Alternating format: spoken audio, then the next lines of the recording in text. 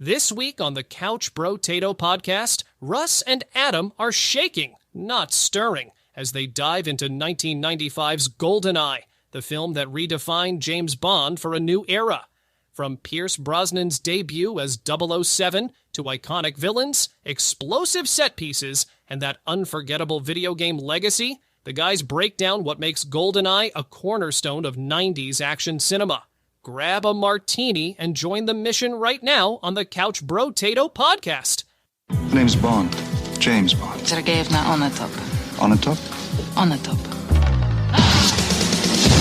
Bond is back. I enjoy a spirited ride as much as the next girl. Who's that? The next girl. And things are starting to heat up. One rises to meet a challenge. United Artists brings you No more foreplay. Goldeneye, rated PG-13.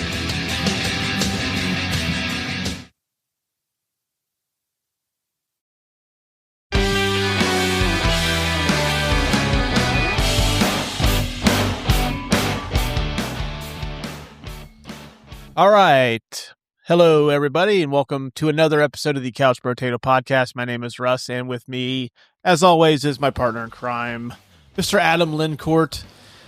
Hey, man, finally get to sit down and do this after what feels like a month. Yeah, about a month now, almost. We didn't quite make it a month, but, Yeah. I'm kind of glad it is a whole month. So Yeah, we've had a lot of extenuating circumstances. I was under the weather for a while. You've had some stuff come up for you. We were going to sit down and do this Monday night. Apparently a loose dog in my neighborhood was trying to get into my house. So that was fun. So we couldn't do it on Monday. So, but hey, I think this episode will be worth the wait today, though. What do you think?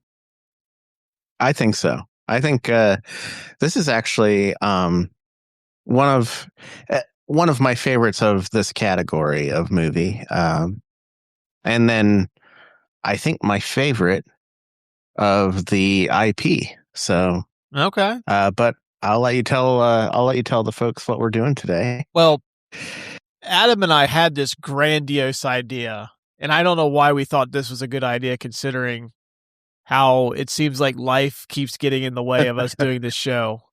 But we had this grandiose idea to do a James Bond themed month where we would do an episode each week for the entire month of January devoted to basically movies' favorite spy, I guess, for lack of a better term. And we had this whole thing mapped out. We were going to do like a movie from like some of the best movies of the franchise. We were going to kind of tailor them to be able to do one for each of the primary actors that played the character. And we were even going to do like a rankings list. But yeah, now we weren't able to do all that, but we're still going to give you guys a couple of Bond themed. So it's kind of a themed month, I guess. Yeah. And actually all the shit we've gone through since the beginning of the year could actually be a James Bond movie. I mean, a dog trying to get into my house. That could have been easily, an ex-KGB agent trying to get to James Bond's hotel room. Right. And I got poisoned by something. So I was under the weather. And, Adam had to deal with a computer hacker. That's why he couldn't get, he had. Yeah. I mean, computer hacker and a car chase. So had that going for me too. Yeah. See, we could have easily written the next James Bond movie. Today we are doing 1995's Goldeneye, which I find to be a very interesting point in the legacy of James Bond in film, because coming into this, he was kind of in a slump. Roger Moore's movies were kind of slowly getting more cheesier by the release, and he got a little long in the tooth, and then they replaced him with Timothy Dalton. Both his movies were not well received critically or at the box office, so it took a nice little break. And I remember when this movie came out, there was a little skepticism on whether this was going to be any good, which turns out totally blew past any expectations I had.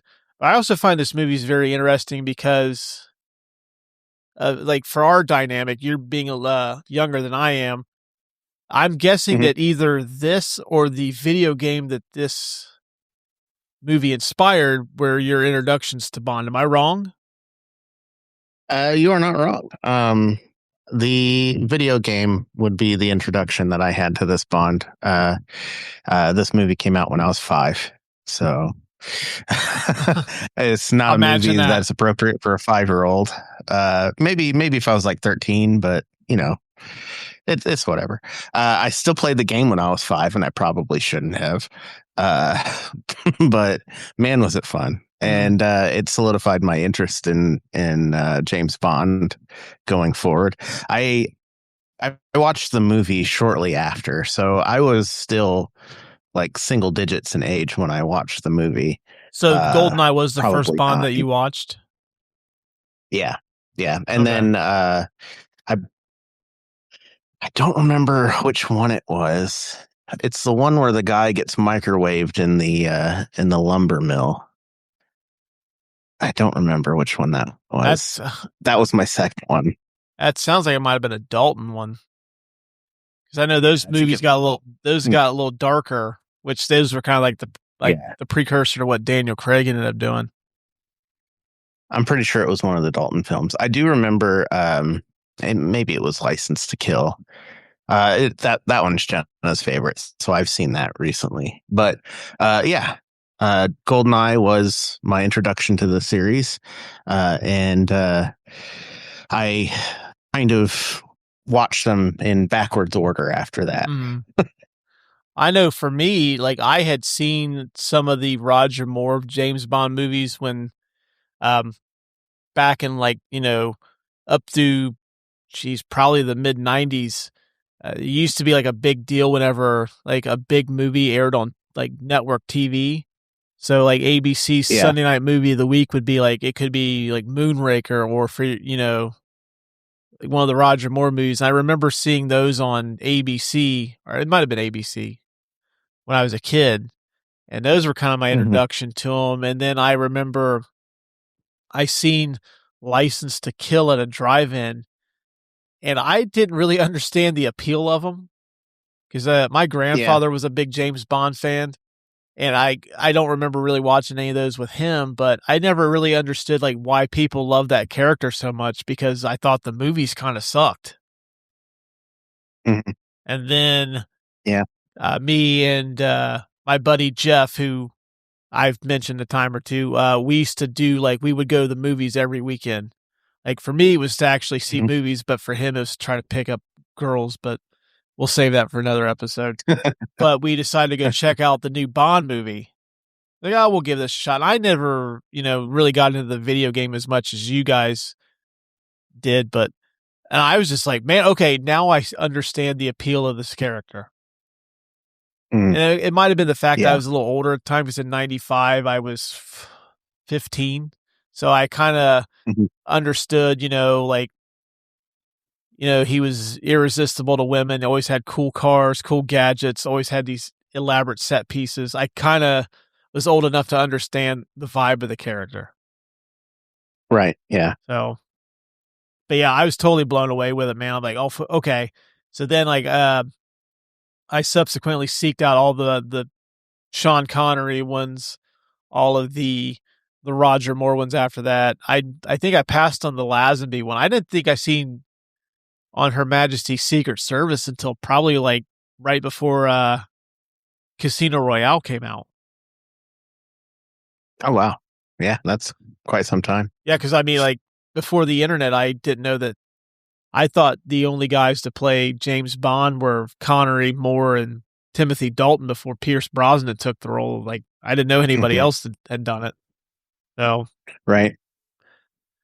But yeah, man, totally fell in love with the franchise after that. I mean, this is one of those franchises. There's a lot of highs and lows, but yeah, this is definitely upper echelon James Bond. And for me, we're saving this for another episode. We're going to try to come up with an episode. We're going to rank the actors that have played Bond, from worst to best. But Mhm. Pierce Brosnan's always in my head how I imagine the character looking and acting in the books. Like Yeah. he's like to me Yeah. like this is how I picture James Bond in my head. Yeah, I think the same. Like, well, I'm probably biased because Pierce Brosnan was my Bond. Kind of like, you have an SNL cast from when you first start watching. So Pierce Brosnan is, my vision of Bond. So that's kind of who I picture when I read a book. But I feel like this particular Bond movie comes at the perfect pivoting point because with Daniel Craig, you get more of the grounded Bond. And with the earlier Bonds, you get kind of the goofy, kind of humorous, but still like sarcastic, womanizing Bond, with the goofy gadgets too. It kind of felt like the Batman series with Adam West in a way. That kind of flavor was thrown into some of the Bond films of that era. And I think that this Bond kind of marries the two ideas. Especially a couple of the lines in the movie, like "You're a relic of the Cold War," that sort of thing. So it's still modernizing Bond, calling him out for being a womanizer, but keeping the character true to form of the other movies. Yeah, I think for me, like perfect point. I always felt like this was kind of like a nice bridge from like what we used to get to what we ended up getting with Daniel Craig. And the only thing that really sucked is they never really evolved the character in the subsequent Brosnan movies. Because honestly, like watching some of those, most of them are not very good. I mean, I think The World Is Not No. Enough is okay. I think for me, if I ranked them, it would probably be not at the bottom, but it would be hovering in like the low to mid bottom of the franchise. Mhm. But The World Is Not or Tomorrow Never Dies and even Die Another Day, like I just are awful movies. I mean, Brosnan's good in them, but they never really bothered to evolve the character further after that. Right. And I think that kind of hurt, like especially releasing those movies in the 2000s, like that style of Bond didn't really work anymore. And plus, at this time too, we're getting ready to round the corner into the Jason Bourne movies. And I think the Bourne movies were the reason why they went for a more darker, grittier James Bond character that Daniel Craig ends up giving us later on is because of those. Right. But yeah, it sucks that none of his movies really got anywhere close to Goldeneye. Yeah. I feel like Goldeneye, like I said, it's that perfect pivotal moment. It's that perfect merriment of the old and the new. I feel like it kind of still teeters on 90s cheese a little bit, versus like, the older cheese. And that just works for an action movie. We got a lot of that cheese in like 80s action flicks, and I think that it translates well into a mid 90s movie. So, I think that Goldeneye modernized the character enough. They just didn't take it forward for any of the other films. Yeah. I totally agree with you. Yeah, I mean, I will give credit where it's due, though. I think if Goldeneye would have tanked, though, I don't think we would have gotten a Bond. Well, now we would have, but I don't think we would have seen Bond for quite a while after that if it would have tanked because, I mean, they were really, that franchise was really losing steam after that. Yeah, I mean, well, the Cold War had ended in 89 with the Berlin Wall coming down, so it kind of was a character of the past at that point. Yeah, and you couldn't make the Russians the bad guys, per se, because they were I mean, they kind of do in this, but it's different. But yeah, though, man, I thought this movie was fucking awesome. Oh, yeah. But we'll get into the video game stuff a little bit later too. But let's get into some categories, man. Okay, I'm ready. All right. In case any of you guys and gals are wondering, what the fuck is Goldeneye about? Well, I'm going to tell you what it's about. When a powerful satellite system falls into the hands of Alex Trevelyan, I can't pronounce his last name. I feel like Donald Trump trying to pronounce Trevelyan. something. Trevelyan? Trevelyan. Okay. Trevelyan. AKA Agent 006, a former ally turned enemy. Only James Bond can save the world from an awesome space weapon that is one short pulse away from destroying the world. Yep. The tale of the tape, Goldeneye was released on November the 17th, 1995. It is rated PG-13. This stars Pierce Brosnan, Sean Bean, Isabella Scorupco. I'm having an awful time pronouncing names today. Hey, that one I can't pronounce either. So, but all right, we'll go with mine. I think I did okay then. Famke Janssen, Jodan Baker, Judi Dench, and Alan Cumming. Directed by Martin Campbell. Rotten Tomatoes score of 80% from critics, 83% from audiences. The critical consensus, the first and best Pierce Brosnan Bond film, Goldeneye brings the series into a more modern context, and the result is a 007 entry that's high-tech, action-packed, and urbane. $60 million budget went on to gross $356.4 million worldwide. Didn't get any Oscar nominations. And you can currently watch all of the James Bond movies on Netflix. They just acquired the franchise rights today. So you can do a whole Bond marathon on Netflix right now after you get done listening to this show. Wait until you done get through our episode. I mean, I hope that it's an enjoyable listen. If it's like pulling teeth, we get it. But wait till you listen to us, then go watch all the Bond movies, and that way you can come back for our rankings episode that we can hopefully put out. Yeah. Did you know? These are some fun and interesting facts and tidbits about the behind-the-scenes production of James Bond's Goldeneye. There was a 6-year gap between License to Kill and Goldeneye, and that was due to a legal issue regarding the international TV rights. Delayed it for 6 years. And during this 6-year time frame, Timothy Dalton originally decided he didn't want to do anymore. And then he decided to have a change of heart. He wanted to do one more, but they decided to give him an ultimatum, like, you can't do one more since there's been such a long gap. So you either have to relinquish the role or you have to sign a multi-film deal to continue playing him. And he decided against doing that. So there was a search for a new James Bond. Most people that are at least fans of the franchise, I think they know this one already, but Pierce Brosnan was actually supposed to play James Bond in The Living Daylights. That was the 1987 James Bond movie that eventually starred Timothy Dalton, but he couldn't get out of his contract for the TV show Remington Steele, so he had to pass on the role. And going through some of the casting what-ifs for this particular film, pretty much there's a lot of heavy hitters that were up for the role at one time. Mel Gibson, who I guess was recommended to the Broccoli family by Sean Connery. He thought that Mel Gibson would make an excellent James Bond. I don't know about that, but no.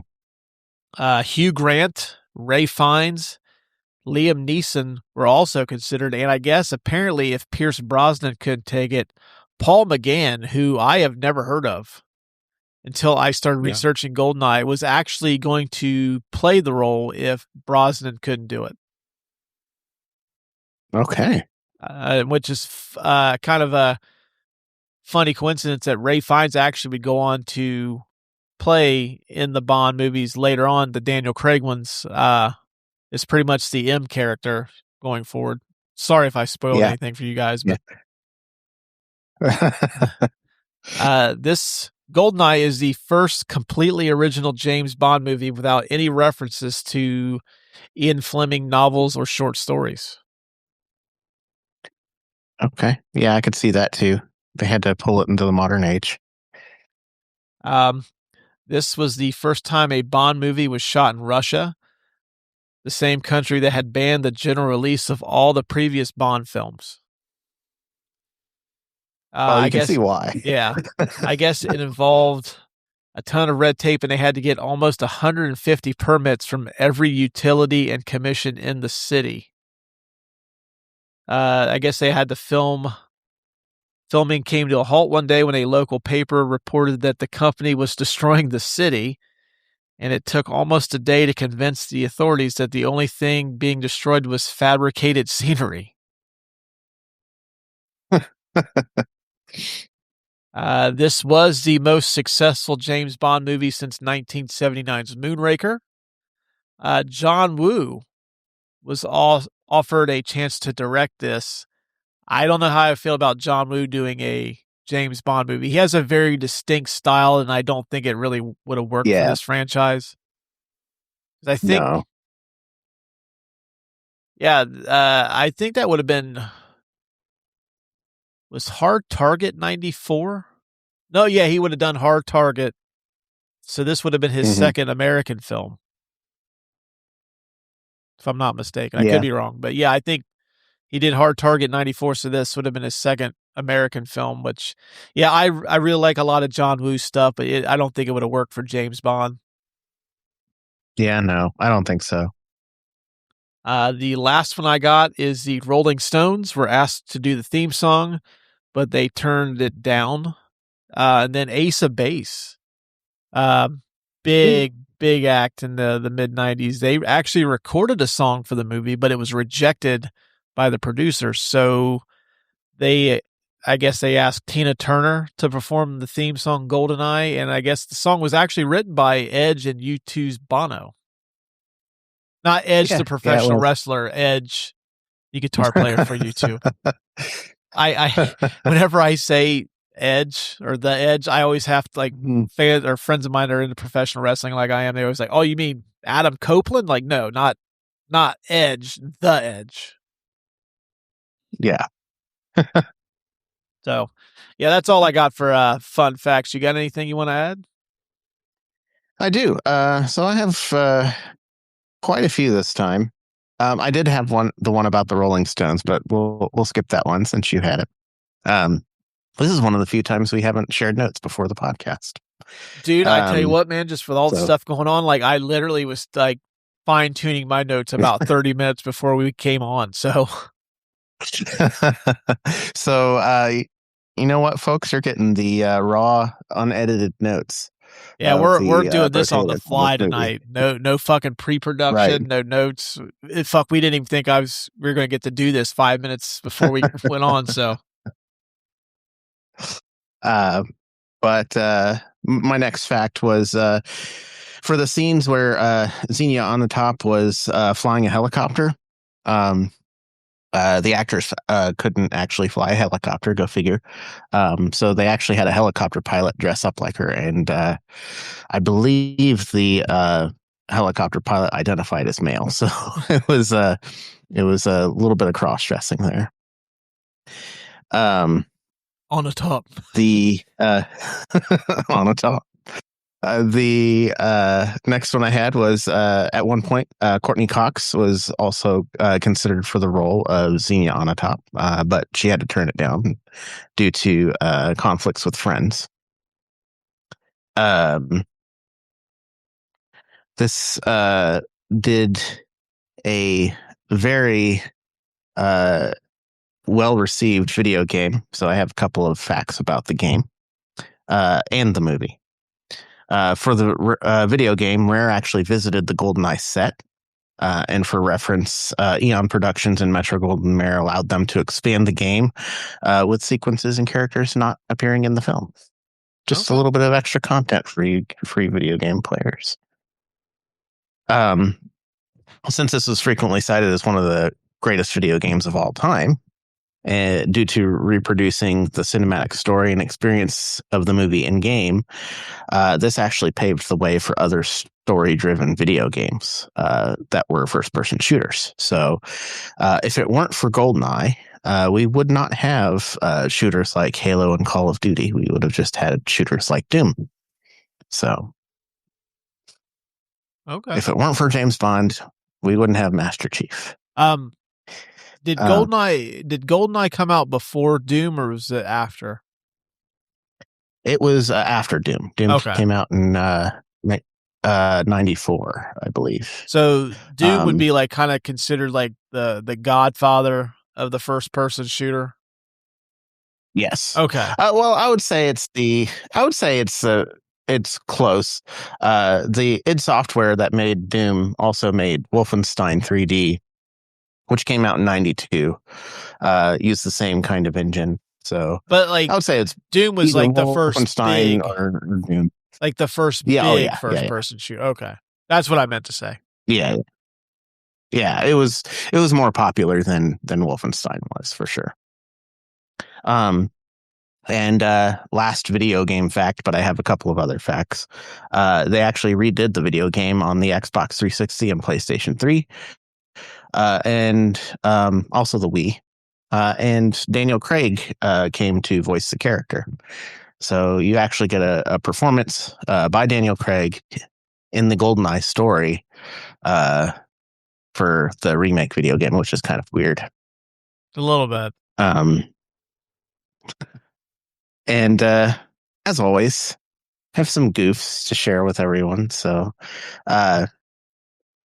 this first one's kind of nerdy, so you're going to have to bear with me. A satellite in low Earth orbit does not require such an enormous dish to communicate with, even back in the 90s. So even television feeders for the geostationary orbit are much smaller. And aside from the technical aspects, a weapon requiring such large antennas would be easily paralyzed by an enemy by simply destroying the large ground antenna with a simple missile or grenade launcher. So GoldenEye, not so scary. So I could literally go blow up a satellite right now with a rocket launcher. Yeah, I mean, if that satellite required a giant dish on the ground to operate, yeah, just shoot it at the giant dish on the ground, and then you've just crippled that weapon. I know what I'm doing tomorrow.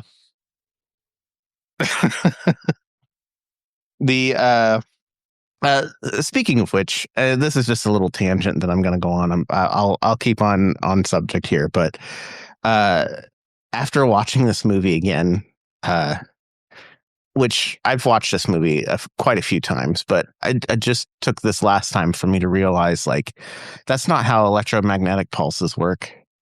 Like, they don't electrocute anybody. Like, even if they cause an electrical surge, like, that surge isn't going to electrocute anybody.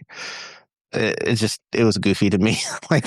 Especially the pilots falling from the sky, they're like getting electrocuted from their instruments. It's like, no. Also, wouldn't the ejector seat activate as soon as there was a surge and power? It would just be like, pa, and then they would be gone. That's not scary. I don't know. I mean, the EMPs were done much better in Ocean's 11. Yeah, they should have gotten Basher as a consultant. It looked like the electricity, and they probably used the same kind of effect because I think it was just composited onto the film. But I'm pretty sure it's the same kind of effect as Emperor Palpatine's lightning or the electricity at the end of the Ghostbusters. I'm pretty sure it's the same visual effect. Oh, I'm sure it is.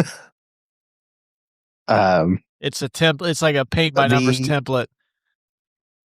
Right. They just throw it on there and it's like, yeah, that's how EMPs work now. They electrocute people. Can I get a little bit more Palpatine in that shot? I bet you that's exactly what Palpatine's weapon was at the end of The Last Jedi, or not Last Jedi, Rise of Skywalker. Goldeneye is Palpatine. Confirmed. We've crossed universes. It's not a satellite. He's just sitting in there, ready to strike. The crossover that we didn't know we needed. And please don't. The last one. Oh, please don't. God, no. The last one I have is another goof. the pre-credit sequence of the film is set in 1986, right? But the Soviet, one of the Soviet soldiers at the beginning is reading a newspaper in the bathroom stall, and the date on the newspaper is 1995. I would have never guessed that in a million, or looked for it in a million years. Yeah. All right. The Martin Scorsese This Is Cinema Award for the best scene of the movie. Now, I will say there's a lot of really great action set pieces in this movie. Yeah. And it's kind of hard to pick. It was hard to pick one. Mm-hmm. I really dug like the opening sequence where Bond like kind of rappels from that cliff into that's pretty cool. that base. That's a super cool sequence. But for me, I think the most memorable sequence from this movie is him running through the streets of St. Petersburg in the tank. In the tank, yeah. Yep. That was pretty fucking cool. That was really cool. I had two, and I think the tank wins it. But my other one was just the like, and we do this a lot, but just like the last like half hour of the movie, when they're in Cuba, and he's on top of like he's running down the gangway on the cradle for the satellite dish, and he's going after 006. I think that's cool. Yeah. That whole sequence, and then like the helicopter and him hanging off of it, and and then not only did the fall. Sorry for spoilers, but this movie's super old. Go watch it. When I was watching this the other day, it really looked like it was shot. And I have I got some of the Bond movies in the 4K, and Goldeneye, at least it was supposed to be on Apple TV, it was coming up as 4K. It really looks like it was shot in 95. It actually almost looks like it was shot in the late 80s. Yeah, it does. Out of all of the movies in the 90s, around that time period, like there are still a few that hold up. Goldeneye is not one of them, at least not when it comes to like the lighting and effects. Yeah. I do really like the fact that they used miniatures though, because that does kind of improve the quality. Especially for the scene that I'm talking about when the cradle actually comes down, like all of the metal and stuff from the satellite dish comes down on top of 006 and kills him. I really like that. The fall didn't kill him, and Bond was able to get off that cool one-liner too. It's like, no, for me, drops him. Yeah. It's super cool. Actually, I would, for me, like my runner-up is not even like, I guess it's kind of an action set piece, but it's not like what you'd expect from a Bond like movie. But the scene with Xenia and Bond in the steam room. Oh yeah, where she's got her legs wrapped around him. Yeah, they're kind of fighting, but like kind of in a very sexual way. That one, I know for a while there, that was like kind of I don't know, like a spoofed scene, but I know that was like kind of a bit of had a little bit of a pop culture moment. At least it had like a couple of months. But it was a cool fight sequence. It was kind of risque, I could see it. Yeah, I mean, for me though, it's the tank through St. Petersburg, simply because, like, for one thing, Bond is always known for having the Aston Martin car, and typically in Bond movies, when he's in a chase, he's got a pretty fast vehicle. But this is like totally out of the norm. He's driving a fucking lumbering. What kind of tank was that? Anyways, was that like a? I think I had it written down in my notes. It was a T-55. T-55. But that's just my favorite sequence in the movie, just simply because like for me, it was a very unique take on a chase sequence. And plus, with Bond being known primarily to drive fast cars, him in a chase sequence in a tank is just kind of a really cool twist on the chase sequence. Plus, just watching a tank just rip through a city street, just a cool thing to look at, anyways. It is cool, and it carrying through buildings like butter. I know that wouldn't happen in real life, but gosh, is it a good set piece? Well, we haven't tried yet. We haven't been able to get a hold of a tank to do it. That's true. We need to. All right, spin-off series. We're going to do the Couch Potato version of Mythbusters. So if any of you guys have a T-55 tank that you want to lend us, we'll go do this experiment real quick. I don't even want to do Mythbusters. Let's just do a video podcast series where we just drive a tank and just see what a tank will go through. Will a tank go through this brick building? Yep, it sure will. Oh, a steel high rise. What can the tracks of this? What can the tracks of this tank squash? And then we'll just try different stuff underneath the tracks. Yeah. Oh, the steel high rise. Let's see if this tank will rip through it. Yep, it does. But to me, that was just such a cool sequence. And actually, when I watched it the other day, I was just I was waiting, how long is it before he goes to Russia in the tank? Okay, there it is. Now it's coming. Yeah. So. Now, again, hearkening back to the video game, that was one of the coolest moments of the video game when you jump out of the archives window and there's a tank there and you can actually get into it. It was the 90s. So, most technological thing you saw in a video game was at that point, maybe, was Mario flying around in 3D space.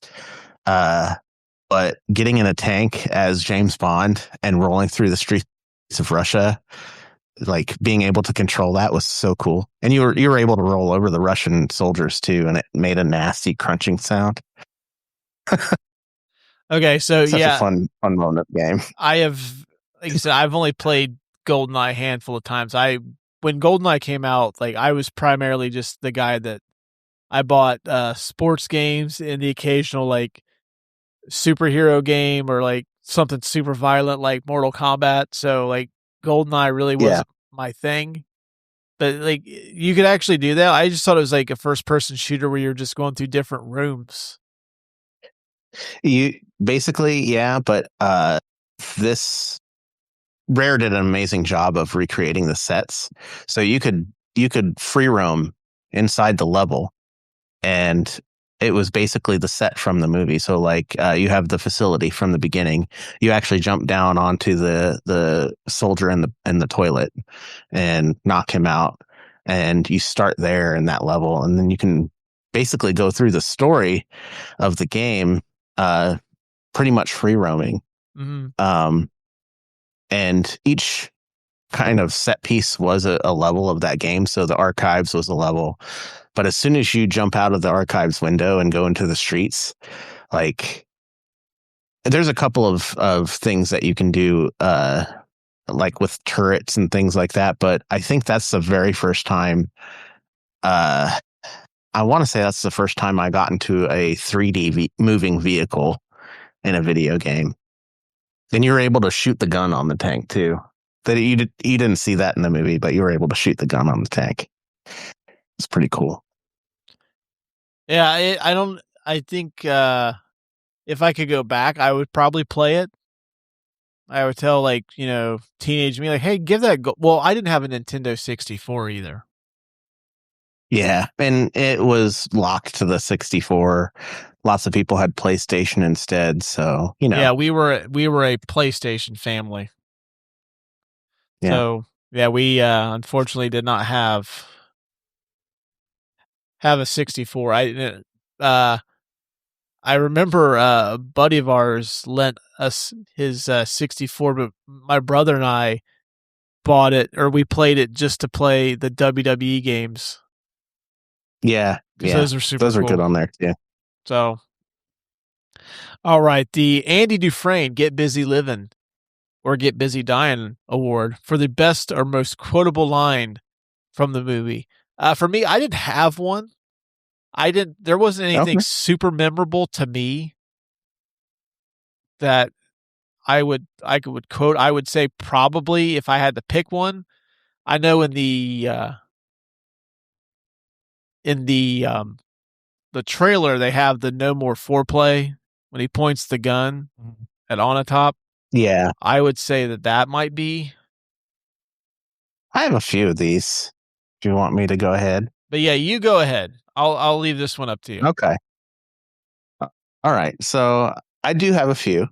Honestly, the first one I'm going to go with is going to be the one most likely because it's the most well known. The name's Bond, James Bond. Well, I didn't want to do that one because I mean that's gonna win every time. It is. I had to mention it.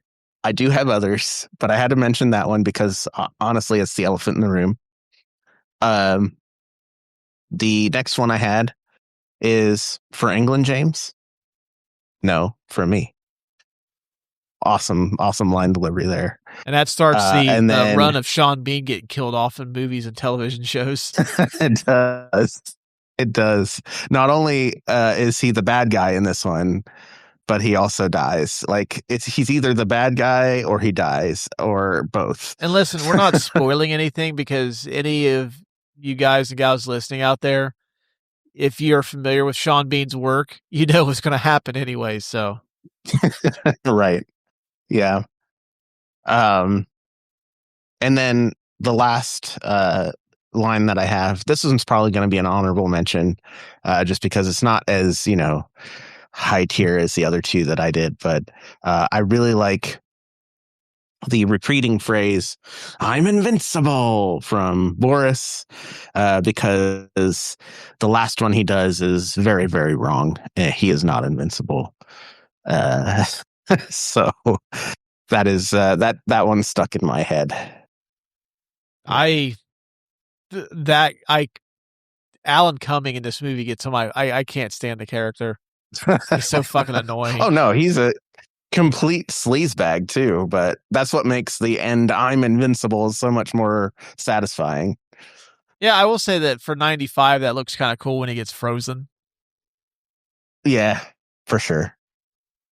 I was kind of hoping something would fall on him and he would shatter, but But you know what though? I'm glad they didn't do that because anytime somebody dies like that, I always expect them to regenerate like the T-1000. So that movie's true. That movie's ruined frozen deaths to me. Even when we did our Shining revisit, I was like, man, if he gets broken into a bunch of pieces, will he reform? Yeah, it's true. Also, The Shining, you can listen to that podcast wherever you get your podcasts. We're kind of late. Yeah, it took us 42 minutes to get to that. Yes, you can listen to The Shining wherever you get your podcast. Please do. It was a good episode. It was. I will give it to the name's Bond, James Bond, just because it's the most iconic. It's actually one of the most iconic lines in movie history, no matter what movie you're talking about. Right. I did like the monologue Q gives to Bond, though, where it kind of tells you that this isn't the same old James Bond you grew up listening to or watching when she calls him a misogynistic relic of the Cold War. I kind of dig that. And when she told him that she isn't afraid to send a man out to die, I thought that was kind of good. But yeah, it's got to be the Bond, James Bond line. That's probably going to be the winner. If we can get one more movie in, that'll probably be the winner too. So they just will not even fucking do it. It's disregard the category. The McLovin Award for the best supporting or scene-stealing performance. Who do you got? Well, first, we gotta, I am McLovin. Yeah. See, that's one of the things we're not prepared because. Yeah, we're not. I do have a couple of people for the McLovin. I don't think my second one's going to win because you already said he's super annoying. But you love to hate him. The first one I have though is Valentine, Robbie Coltrane. I really dug his performance. This is the first time we get to see Valentine in a movie, and he's like I like the fact that they added that Bond gave him a limp because he shot him. Mm-hmm. It's like my knee hurts, especially when it's cold. You know how long winters are here in this country. His whole persona. He's just oozing persona. I totally get that. Totally get that. Like my knees are like walking barometers now. Like, oh, it's gonna rain today. Gonna ache in the old knees. Yeah. My nominee is Famke Janssen as Xenia Onatopp. Okay. I think she's probably one of the most memorable, like, second tier, like, Bond villains, like the henchman. She's not the primary villain, but she's kind of like the henchman. I think outside of Jaws, obviously Jaws is like the quintessential like Bond henchman, and then I'm drawing a complete blank. Who's the other one? But she's like one of the, probably I would say on the Mount Rushmore of Bond henchmen. Mm-hmm. Oh yeah, for sure. Let's see. Oh yeah, I forgot about Odd Job. I forgot all about him. She would be on there with Odd Job. And his hat. Yep. I'm like trying to think like Odd Job and his like killer hat. Yeah. They'll have to have like a thing. Jaws has, Jaws. And Odd Job has his killer hat, and then Xenia Onatopp squeezes you to death with her legs. So, Mm-hmm. Funny story. There's a guy I used to be friends with. He told us that he was laid up in bed for a few days because he said he had a sexual encounter with a young lady that did the Onatopp to his back. That's funny. Honestly, we thought he was full of shit. We just thought like you probably fucked your back up like lifting like a milk jug and you pulled a muscle or something. Could you? So I know our listeners won't know this, but you and I have talked about how we come up with movie scenarios to call into work with like movie scenarios. Like I can't come in to work today. A bunch of terrorists have taken over a Christmas party here and or something like that. I feel like that's one of those things where it's just like, yeah, I can't come into work today. I had a lady break my back with her legs during a sexual encounter. I hooked up with a lady last night. She tried to kill me. I'm still waiting for the to use the excuse to call off work. Like I can't come in today. Like Pazuzu's in my house. I need help. Send help. Send help. I think for this one though, I think it's got to be Famke Janssen as Xenia. Yeah, you're right. But man, Robbie Coltrane deserves a runner-up award. If anything, he's gonna get the consolation prize. Well, I actually have the consolation prize for one Robbie Coltrane. The Dean Winters, Who's That Guy? Girl Award for the performer that you've seen in a movie, but you don't know their name. Most of you guys and gals that are listening to this show have seen Robbie Coltrane in a movie before. However, he's hidden behind a long beard. He's got long hair. He plays Hagrid in the Harry Potter movies. He does. And I would almost be willing to bet that a lot of you probably don't know the name. Well, then again, does he count since he plays such a well-known character? I think he counts. He does not have a lot of screen time. He is a well-known character in the Bond franchise now. But I mean, this is the first time he's been in a movie, so I think he counts. Well, I think the genesis of this category is like you know who this person, like you've seen him and stuff, and like if you're watching this Bond movie, if you recognize his face, like oh shit, that's Hagrid from Harry Potter. You're not going to say, oh shit, that's Robbie Coltrane from fucking Nuns on the Run. But the point is like, or Robbie Coltrane as one of Daphne Moon's brothers from the sitcom Frasier. I didn't know that.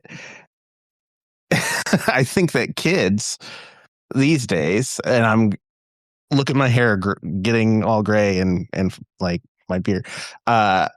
Kids these days, you damn kids, Robbie Coltrane from Harry Potter.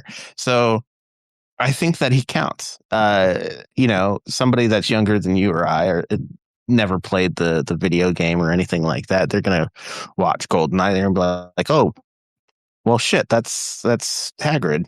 So yeah, no, I think he counts. Mm-hmm. Okay, well, we'll give it to Robbie Coltrane then, or Hagrid, as many of you guys and gals will know. I do have an honorable mention, just because I have it written in my notes, and just because I read my little blurb here and said this should honorarily go to Sean Bean for being in fucking everything. Is what I wrote down. But see, I think like people know Sean Bean as Sean Bean because like he's like in the Lord of the Rings. I mean, Game of Thrones. Yeah. But has to be stated, he is in fucking everything. Yeah. I did have originally, I had Joe Don Baker as Jack Wade because Joe Don Baker was like a very well-known character actor in the 70s and the 80s. And then like the early 80s, and you kind of didn't really hear anything from him. Well, actually, no, he had a pretty successful run throughout the 90s, but most of the people that listen to our show would probably, since they're, I'm guessing, from the demographics anyways, are a little bit younger than I am. They probably only really have seen Joe Don Baker. He played Brandy's dad, Joe Dirt. But Joe Don Baker was like a really well-known character actor, had a from like the late 60s, early 70s to like the 90s. I mean, fuck, I remember I just caught a snippet of Cape Fear, the De Niro Nolte one from 91. Yeah. And I forgot he was in that. Oh, is he? I don't even remember him in that. Yeah. He's the one that encourages Nick Nolte to, I guess without, like basically like you could trap him in the house and kill him. Yeah. And then I also had Robbie Coltrane's girlfriend singing, the lounge singers, one Minnie Driver. Yeah. Who like she's in a blink and you'll like, I mean, you see her face, but that's damn near the definition. Like you almost have to do a double take. It's like, is that Minnie Driver? And it is Minnie Driver. Yeah. But yeah, I'm cool giving it to Hagrid. Yeah, Hagrid gets it. The most 1995 moment of the movie. For me, I had the movie taking place very early post Cold War. Very early post Cold War. Pick your technology and run with it in any scene. When Boris is hacking into the Pentagon, it was the Pentagon, right? Early in the movie, like that seriously looked like fucking dialogue you would get from like a Double Dragon game or something like that. Just like the two characters like talking with like his face and the dialogue bubbles. Yeah. Sometimes just being in the technology field as a profession, I look at those scenes and I just kind of cringe. Knowing the cheese of this movie and the fact that he is a very narcissistic programmer type, I guarantee you he programmed those animations himself, so it completely fits. Even if nobody actually uses animations like that on a computer, Right. he would, and it works. Yeah. So, yeah. I think that, yeah, any of the computer technology scenes are super dated. But yeah, you're right. It also takes place post Cold War, really early in the 90s. So we'll give it to both of them. Yeah. There's really no right or wrong answer in that one. The Indiana Jones, It Belongs in the Museum Award for the prop you would most want for your personal collection. I would say there's a lot of miniatures in this. I don't know if we can count those so that you can have like an entire set just like on your coffee table. Yeah. But man, it would be cool to have the Cuban like cradle as a set piece on my coffee table. That would be pretty badass. I had Bond's Walther PK, or is it PPK or PPK? Yeah. I would say that one. That's iconic. Like he uses that in multiple films. So, or even yeah, like one of his suits, or even like a license plate from one of the cars. Yeah, that would be cool. I mean, even the pen that, Boris is clicking, like that would be cool. Yeah. Like the pen that's a grenade. Oh yeah. Or anything from Q's lab would be cool. Like even the cast. Yeah, just have them in the background of your house. Yeah. Doing random stuff, putting books on shelves and But yeah, I mean that would be kind of cool. I think you could go with miniatures. Yeah, I think that just that particular it's really unique. Because the way I see that, they probably the way I see that is like if you were able to get your hands on the actual like miniatures that they used to film like the Death Star explosion sequence in Star Wars, you mean to tell me you wouldn't take that? Oh, you know what? The creme de la creme of miniatures that I would want in my house is Minas Tirith. Like, hands down. Like, could you imagine just walking into like your living room and just seeing Minas Tirith like from Lord of the Rings on your coffee table? Like, yeah, that's the White City. I bought that from Moonline. Like, yeah, totally. Excuse me, where's your bathroom at? Oh yeah, you see Helm's Deep, just to the left. Right. So yeah, no, I think the cradle actually does have that kind of flair that you wouldn't get from just like a random building in a Bond film. Like it's got a little bit of a unique flair to it. Yeah, it totally counts. Now this next category, the obvious answer is the James Bond theme song. Arguably one of the most iconic scores like in movie history. I guess that's the obvious winner. Although, special shout out to Goldeneye by Tina Turner. Actually, a pretty good. I think a pretty good Bond theme. Yeah. No, I do have better. Like I have more favorite ones, but this one is like if I was doing maybe a top 5 list, this would make the top 5.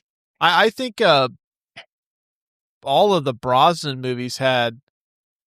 Well, no, I take that back. 3 of the 4 Brosnan movies actually had pretty solid Bond like songs. The Madonna one I thought was absolute fucking trash, but this one, Tomorrow Never Dies by Sheryl Crow, and then Garbage did The World Is Not Enough. I thought those were all right. But I mean, like, I think Craig's Bond themes are probably like for an actor. I think he had the best overall, but we can get into that later on. I'm Skyfall, best Bond theme movie musical number, hands down. It's probably my favorite, but I will say, very underrated one that doesn't get enough love is Chris Cornell's "You Know My Name" from Casino Royale. That's a fucking banger. Yeah, it is. It is good. Yeah, Also, go ahead. before we head to the next category, would like to shout out. This is the first Bond film that uses a gong in the score. And it's just that hollow tong, like every now and then. I don't know what it is, but it just feels so cold and mechanical. Like it plays when they're in Russia a lot. You hear that, like, or when they're at the bunker in Siberia. Just hear that like cold, hollow gong noise. They actually use that same gong noise in the video game. I don't think I've heard it in a Bond film since. I just wanted to shout out that noise. It gave a little bit of a ambiance to the scenes that it plays in. Shout out to the composer who did the score for Goldeneye, by the way. That I have in my notes, but I don't have my notes up anymore. I know who it wasn't. I know it wasn't Danny Elfman. It was not Danny Elfman. Let's see here. It was Eric Serra. Okay. I don't think I have ever heard of anything else he's done. Neither have I. But he definitely killed this one. I mean, I don't know why he didn't get any other work after this. If he did, great. I don't know it. He did. He was in the music department for a couple of well-known movies, but he was not the composer. He did Lucy as a composer. Oh, are you talking about the? I've got his 2014 movie with. Yeah, I've got his IMDb up here now. He's Bulletproof Monk. The awful Rollerball remake with Chris Klein, The Messenger, story of Joan of Arc that had Mila Jovovich. Part of his he did Leon the Professional. Okay. Yeah. He did The Fifth Element music department anyways. Okay. Oh, I mean, he's credited as composing some, so yeah. Shout out Eric Serra. Composed some music for the film. Busting out the gong. Yeah. I don't think I've heard that sound in many scores, so it's just kind of jarring to hear it. Well, now whenever I watch a Bond, like any of the newer Bond movies, I'll have to listen for it. I don't know if I have the guts to revisit Die Another Day or Tomorrow Never Dies. So. No, probably not. But man, does that sound like fit? I don't know what it is. It just, yeah, that gong noise, great. Wanted to shout it out, but yeah, definitely goes to the Bond theme. Keep one performer, recast the rest as Muppets. This could be interesting. So I thought it would be hilarious if Xenia Onatopp was the real person. That was the same one that I had. Could you imagine her squeezing little Muppets? Oh, if anything, just for that scene in the yacht right before she steals that uniform and the badge. Right. And he's like, oh, just imagine like a Muppet like going, oh. Right. I like how we were on the Bond same throwing around a Muppet in the yeah.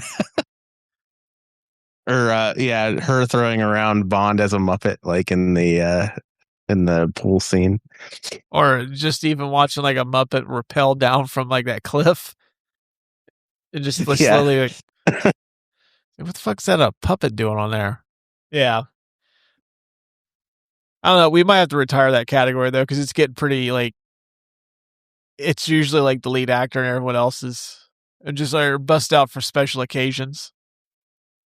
But see, this isn't the lead actor. This is just the henchman. Yeah. So I feel like it's good. It's good for this movie. Okay. It's fine. I did rename a category.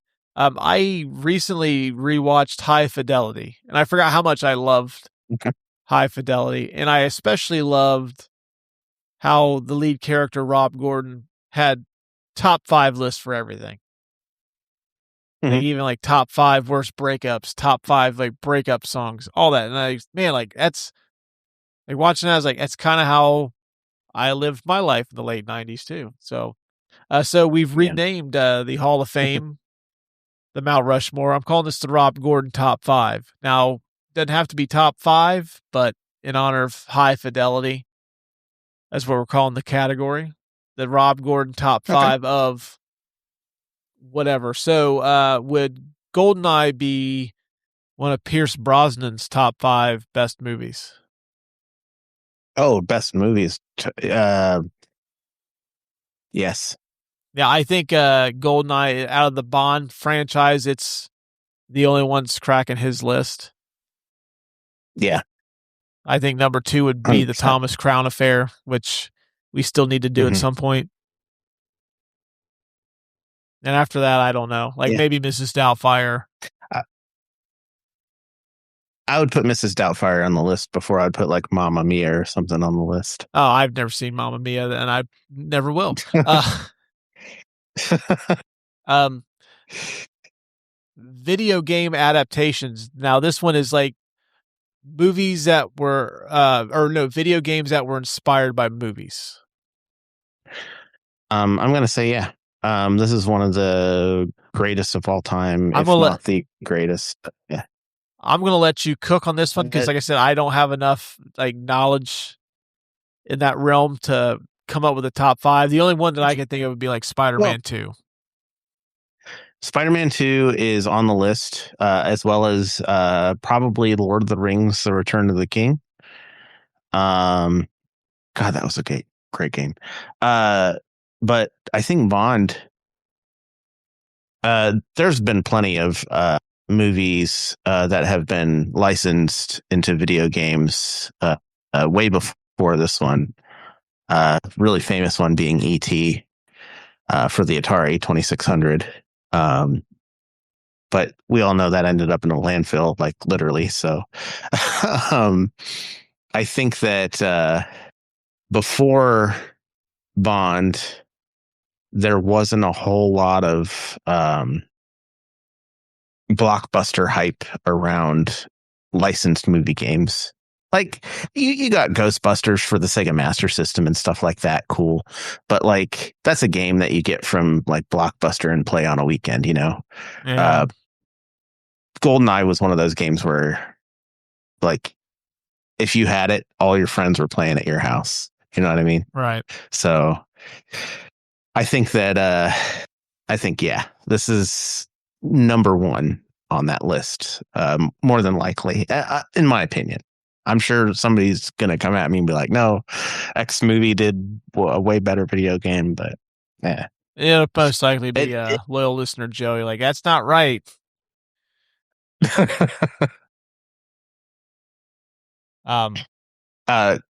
Good to note, you can still play GoldenEye 007 without a Nintendo 64 on Xbox, PlayStation, Nintendo Switch using Rare Replay.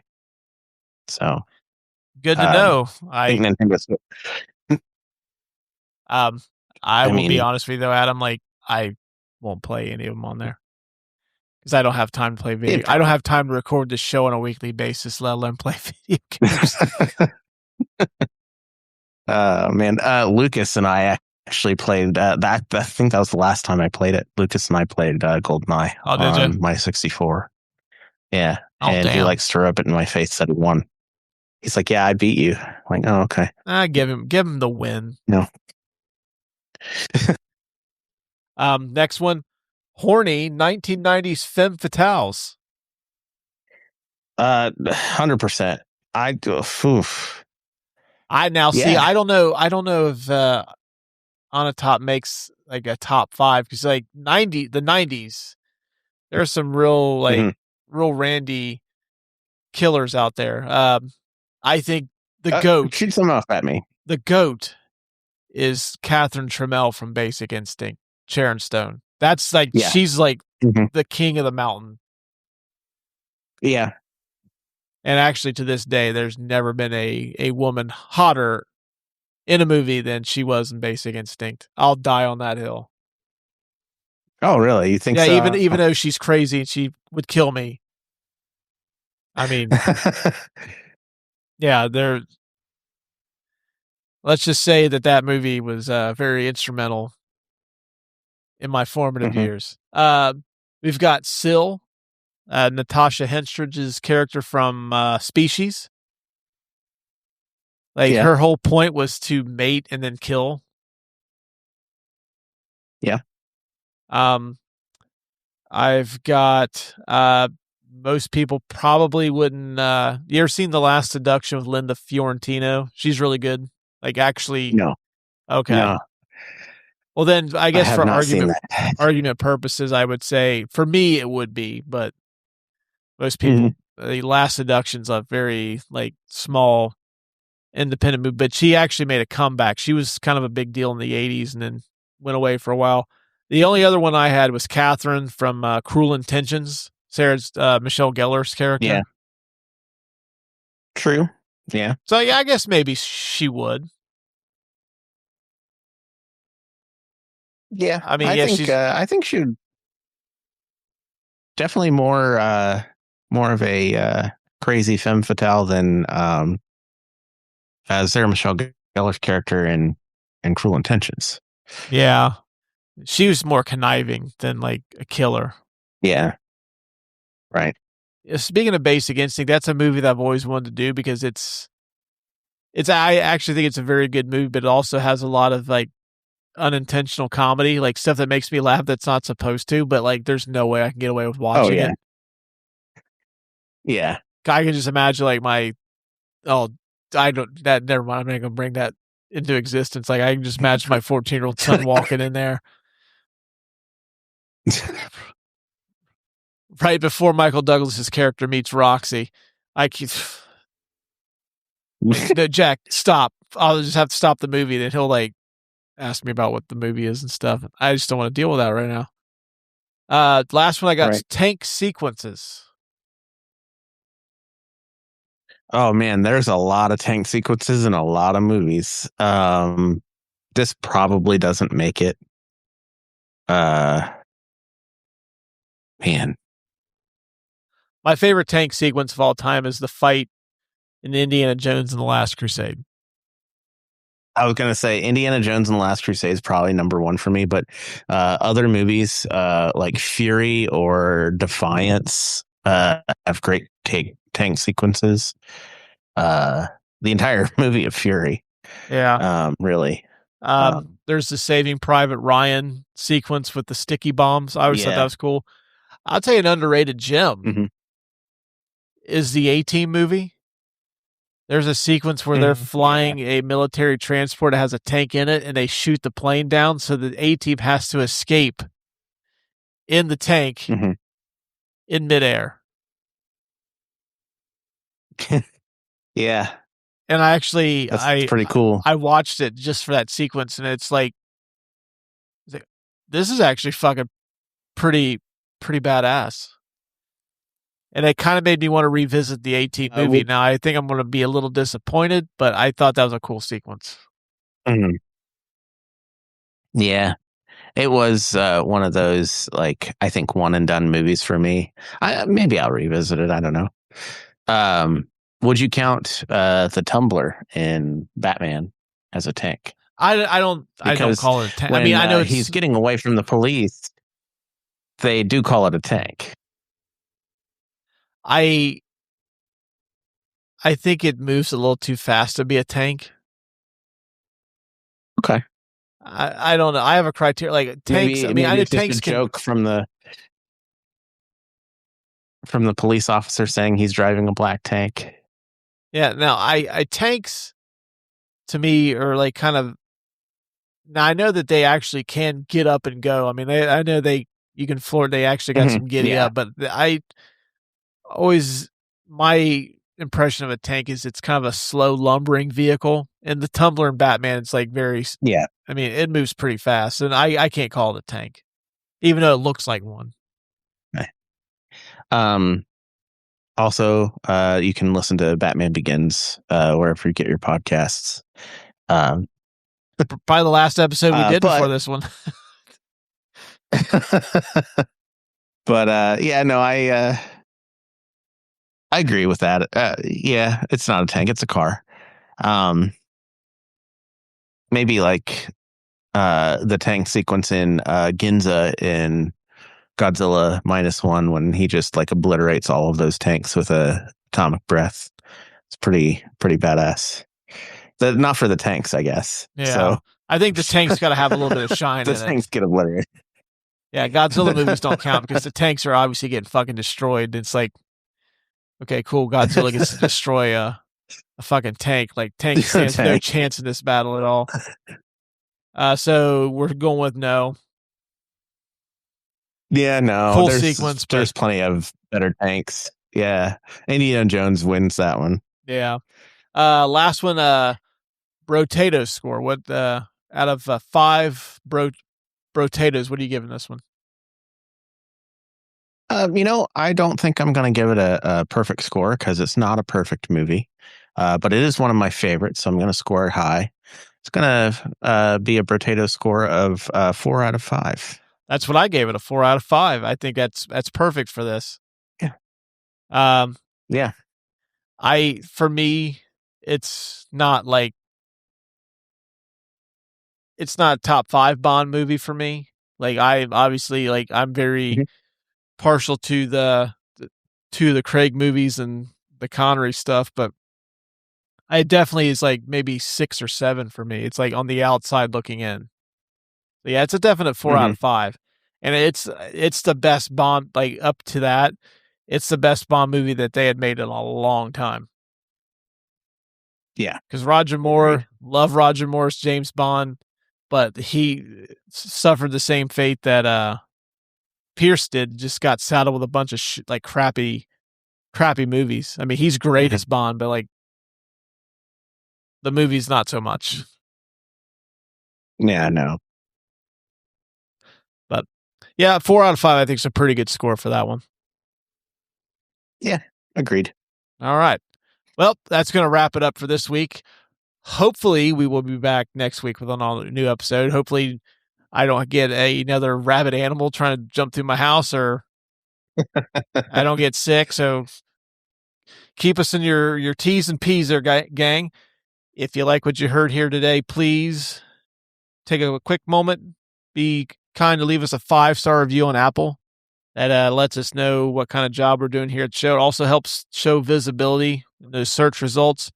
You can also leave us a 5-star review on Spotify. So yeah, if that's your preferred podcast platform of choice, please take a quick moment, leave us a 5-star review.